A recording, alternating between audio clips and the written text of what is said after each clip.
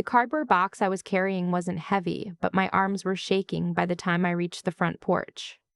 3 years of nursing shifts, double overnights, holidays missed, birthdays canceled, and it all fit into one medium-sized moving box.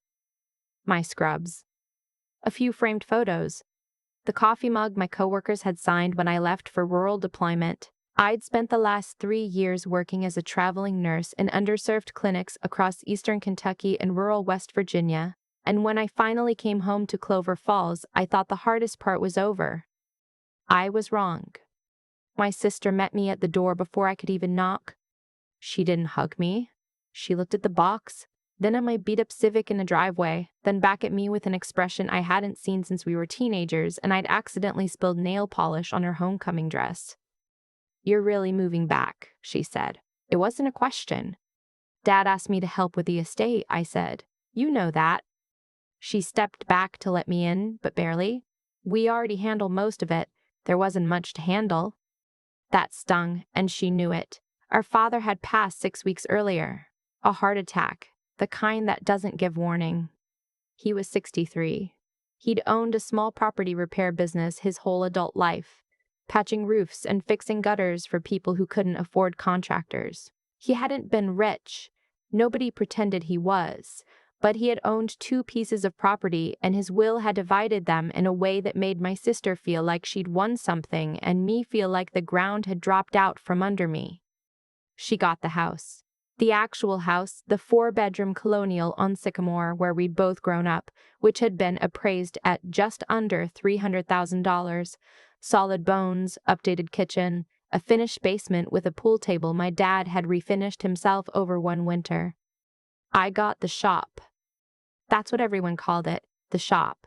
It sat about 2 miles away on a county road that had seen better days, a squat cinder block building my father had used as his base of operations for 30 years. Tool storage, a truck bay, a small office with a space heater and a calendar on the wall that was still turned to the month he died. The property itself was maybe 1/3 of an acre. The building was not pretty. The last time I'd been inside, there were mouse droppings along the baseboards and a roof patch that my father had been meaning to fix for 2 seasons. I told myself it was okay. I told myself there was probably a practical reason. I told myself a lot of things during the drive back from West Virginia, alone in my car with the radio off and the Ohio landscape going gray in the November light. Then my sister told me what she thought. It came out on the second evening I was there after dinner when we were sitting at the kitchen table that used to be our mother's and going through a folder of documents the estate attorney had left. My sister was across from me, highlighting things I hadn't asked her to highlight, explaining things I hadn't asked her to explain, in the voice she used when she wanted me to know she was smarter than me. "The shop's assessed at $42,000, she said. "Just so you know what you're working with." "I know what it's assessed at." "I'm just saying, it's not like you can sell it for much. The neighborhood's not great." She paused. "You should probably think about what you're going to do with your life. Like, actually think about it. You can't keep bouncing around from clinic to clinic forever." I looked at her. I was doing meaningful work. "You were avoiding," she said. Simply, like it was a fact she looked up. "You left when Mom got sick, and then you just never really came back. Dad covered for you every time I said anything." She closed the folder. "He always did." I didn't answer. There was nothing to say that wouldn't have sounded defensive, and I was too tired for a fight I'd been losing since childhood. I took my wine glass to the room she'd set up for me, the small one at the end of the hall, the one that used to be the sewing room. And I sat on the edge of the cot and stared at the wall. She thought I was a failure. She'd always thought that. And for 20 minutes sitting on that cot, in the house that wasn't mine, I almost believed her. The next morning, I drove out to the shop. I hadn't been back since the funeral. My cousin had locked it up that day, left the key under the concrete frog my father kept by the door, a garden ornament that had been there so long its features had worn almost smooth. I found the key right where it always was. The lock was stiff. The door swung in with a smell of motor oil and cold concrete and something else, something faintly sweet that I couldn't place. I stood in the doorway for a moment before going in. It looked exactly the way it always had, except that the absence of my father made everything strange. His work jacket was still hanging on the hook by the truck bay. His handwriting was on a whiteboard near the office door. A list of jobs, dates, client names. The last entry made the week before he died. I stood there reading it for longer than I needed to. The office was small enough that you could touch opposite walls with your arms spread. Metal desk, rolling chair with a torn seat, filing cabinet, space heater, that calendar. I sat in his chair and opened the top desk drawer. Pens, a tape measure, an old phone charger, a birthday card I'd sent him 2 years ago that he'd kept, which made my throat tighten. A small notebook with job estimates scrawled in his shorthand. And under all of it, a folded piece of paper with my name on the outside in his handwriting. I held it for a while before I opened it. It wasn't a long letter. My father was not a long letter kind of man. His handwriting was large and slightly crooked, the way it got when he wrote slowly and carefully, the way it was when the thing mattered. Iris, it said. If you're reading this, then I ran out of time to say it in person. I've been meaning to write this down for a while. The shop isn't what it looks like. Before you decide what to do with it, go to the storage room in the back. Move the shelves on the left side, the tall metal ones. The whole unit slides out. You'll see why. I want you to know that I knew what I was doing. You were always the one who understood that some things are worth working for even when they look like nothing. Your sister got the house because she needed it to feel secure. You got the shop because you can handle what it actually is. Don't be angry at her. She never knew. I love you, Bug. I read it 3 times. Then I went to the storage room. The storage room was in the back of the building, past the truck bay and through a narrow door I'd never paid much attention to. It was where my father kept his overflow, extra materials, seasonal equipment, old files and banker's boxes stacked against the wall. The tall metal shelving unit on the left was exactly what he'd described. Industrial, 6 shelves high, loaded with labeled bins and coiled extension cords and cans of joint compound. I pulled at one end of it. Nothing happened. I tried the other end. Still nothing. I stood back and looked at it. The unit was bolted, or I thought it was. But when I crouched down and looked at the base, I saw that the bolts were decorative, set into a floor track. The whole unit was designed to roll. I found the locking pin, released it, and pulled. The shelving unit slid sideways in one smooth motion like it had been doing that for years. Behind it was a door I had never known existed. It was a standard interior door, hollow core, painted the same gray as the cinder block walls, which is probably why it had never caught my attention in the 31 years I'd been coming to this building. The handle was a simple lever. I turned it and pushed. The room on the other side was roughly the size of a single-car garage. Concrete floor, drop ceiling, 4 bare bulbs on a switch just inside the door.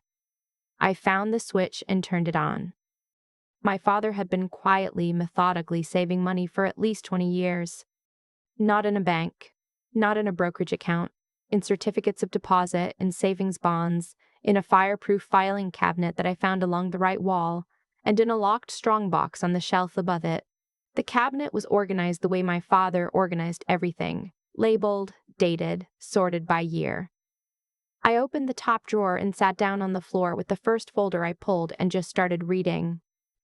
He had started in the early 2000s, putting away small amounts, $200 here, $500 there, whenever a job paid better than expected. He'd opened CDs at 3 different credit unions, rolling them over when they matured.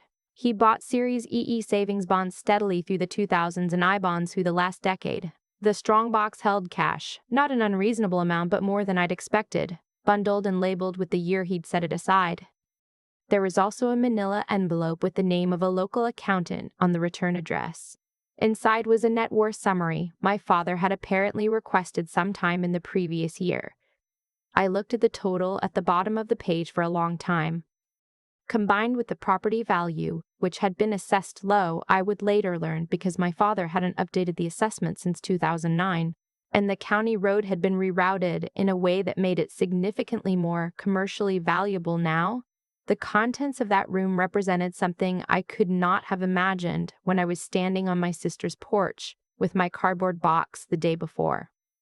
I sat on the floor of that room for a long time. I thought about my father working 6 days a week for 3 decades. I thought about the jobs I'd helped him with as a teenager.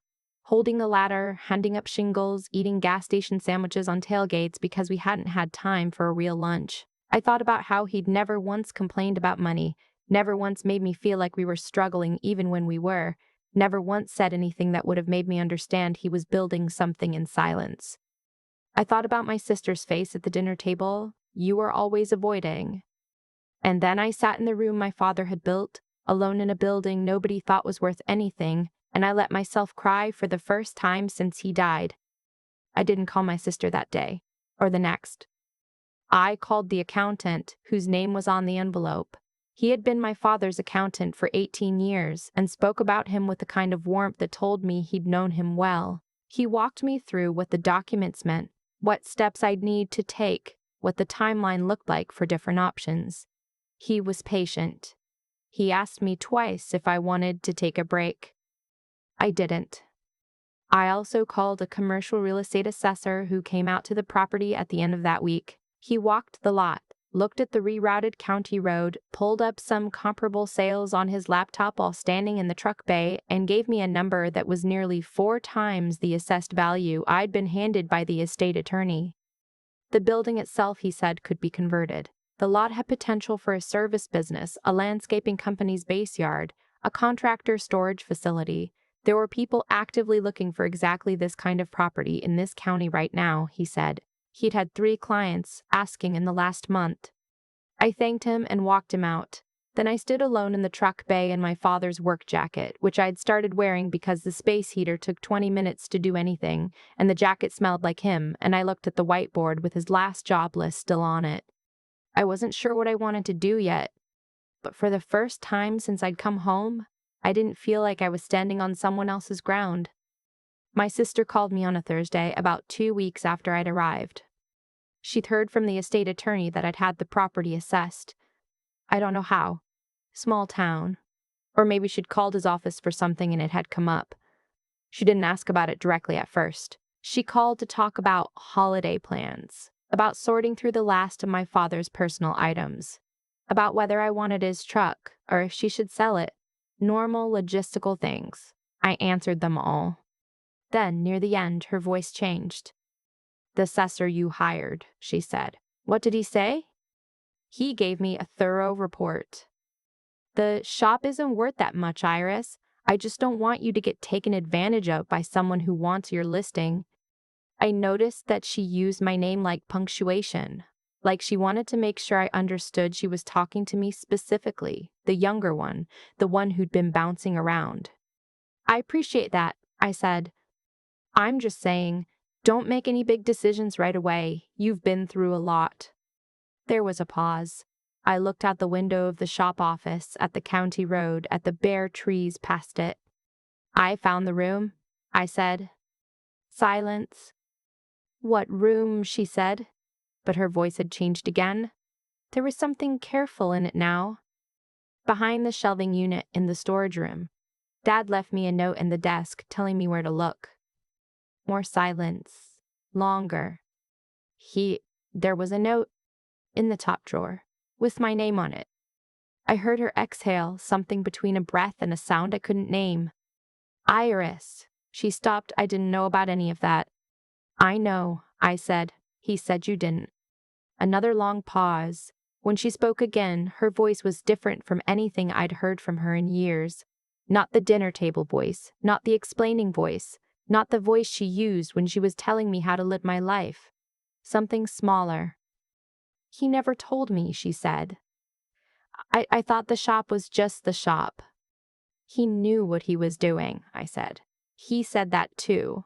He said he gave you the house because you needed it to feel stable. He wasn't punishing you." She didn't say anything. "I'm not trying to make you feel bad," I said. I thought you should know what he wrote." "What are you going to do with it?" "I don't know yet. I'm still figuring it out." I said some things. She stopped again. At dinner. When you first got here. I said things I don't entirely know why I say them. I just. Another pause. I wanted you to understand that I did things right, that I stayed, that it mattered. It did matter, I said. But he still. He loved you, I said. He kept my birthday card in his desk for 2 years. I don't think he loved either of us in halves. He just knew us differently. She was quiet for a long time. I didn't try to fill it. I'm sorry, she said finally, for what I said about avoiding. That wasn't fair. It was partly true, I said. I was scared to come back. Being here reminded me of Mom, and then I just kept not coming back, and it got easier to stay away. That's real. I own that. Still, she said, you were doing important work. Those clinics, she paused. Mom would have been proud of you for that. I should have said so a long time ago.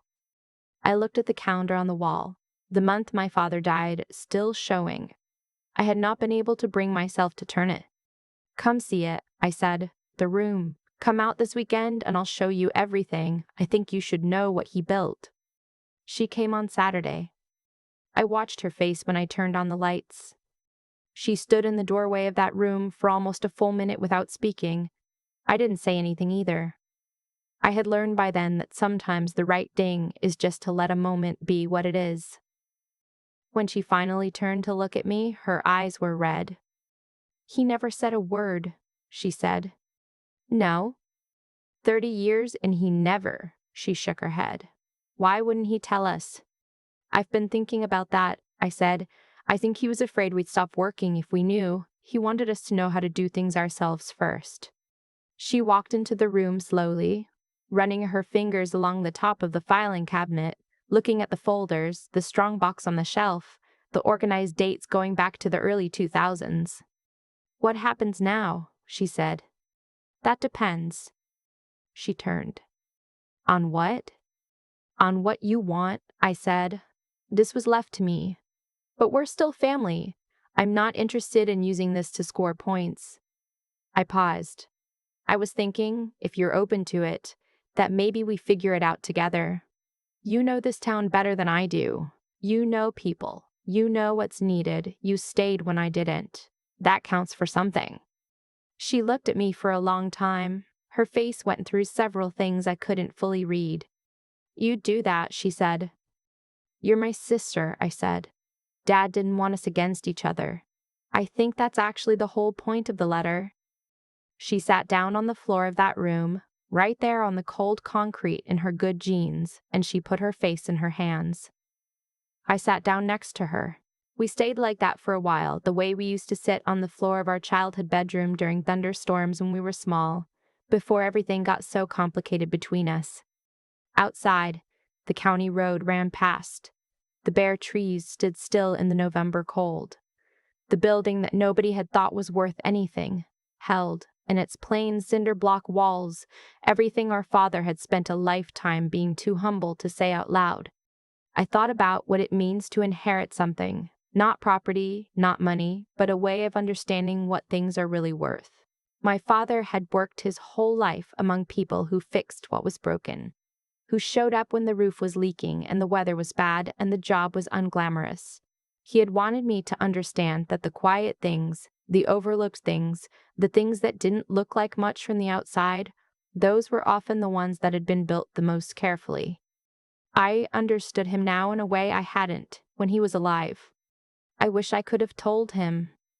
But I think in the way that fathers sometimes know their children better than their children know themselves, he already did. I keep thinking about the calendar on my father's office wall, the month he died still showing.